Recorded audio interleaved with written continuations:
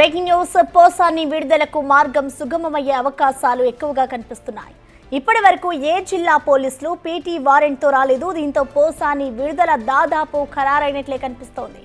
CM Chandrababu అనుచిత వ్యాఖ్యలు చేసిన కేసులో పోసానిపై రాష్ట్ర వ్యాప్తంగా కేసులు నమోదయ్యాయి.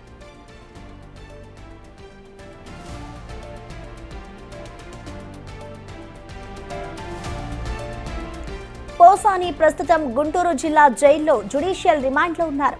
నిన్ననే బెయిల్ వచ్చినా పేపర్లు రావడం లేట్ అవడంతో విడుదల ఆలస్యమైంది. ఇద్దరు వ్యక్తులు 1,00,000 చొప్పున షూరిటీ ఇవ్వాలని కోర్టు ఆదేశించింది.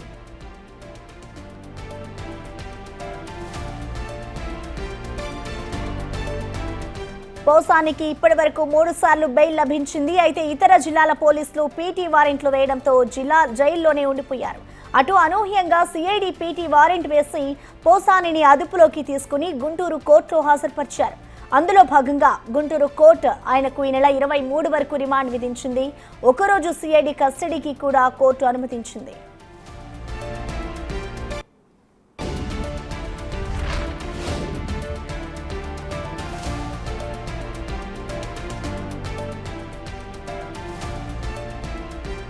దీనికి సంబంధించిన పూర్తి సమాచారాన్ని మా ప్రతినిధి సాయి శంకర్ అందిస్తారు లైవ్ ద్వారా. సాయి శంకర్, చెప్పండి. ఇటు పోసాని కృష్ణమురళి బయటకు వచ్చే అవకాశాలు ఎక్కువగా ఉన్నట్లుగా తెలుస్తోంది. సో ప్రెసెంట్ అక్కడున్న అప్డేట్స్ని బట్టి చూస్తే ఆయనకి లైన్ క్లియర్ అయినట్లే అనుకోవచ్చా?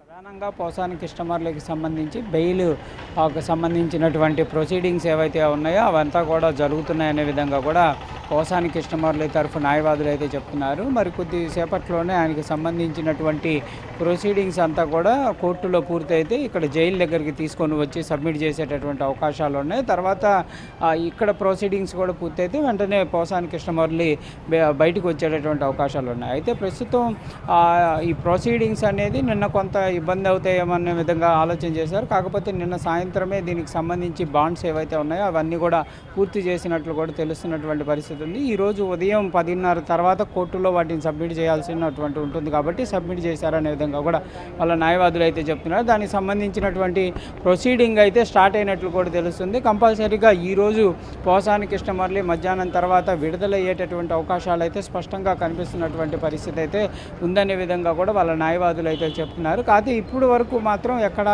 ఏ కేసుకు సంబంధించి అంటే ఇప్పటి వరకు పోసాని కృష్ణమురళి పైన నమోదైనటువంటి మొత్తం 16 కేసులకు సంబంధించినటువంటి అన్నిషల్లో కూడా ఉపశమనం లభించడంతో కంపల్సరీగా మరి ఇంకే కేసులు లేవు అనే విధంగా కూడా వాళ్ళ ఆలోచన అయితే తెలుస్తున్నటువంటి పరిస్థితి ఉంది. ఇంకోటి బిఆర్ నాయుడుకి సంబంధించినటువంటి కేసుల అంశంలో ఒకవేళ కనుక పీటీ వారెంట్లు ఏమైనా నమోదవుతాయన్న విధంగా ఆలోచన చేశారు. కానీ ఎక్కడా కూడా ఎఫ్ఐఆర్లు అయితే రిజిస్టర్ అయినట్లు కూడా లేదు అనే విధంగా కూడా పోసాని కృష్ణమురళికి సంబంధించిన లీగల్ టీం అయితే చెప్తున్నారు.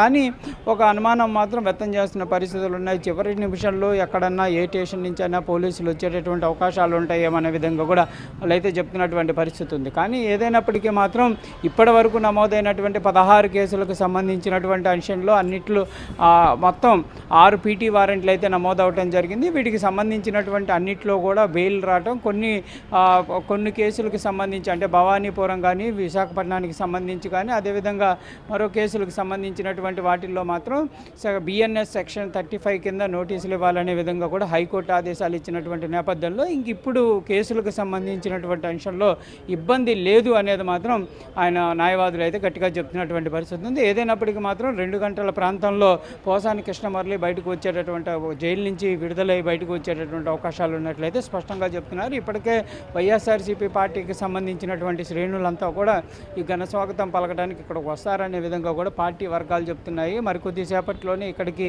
మాజీ మంత్రి అంబటి రాంబాబు కూడా వచ్చేటటువంటి అవకాశాలు అయితే కనిపిస్తున్నాయి. Thank you Sai Shankar.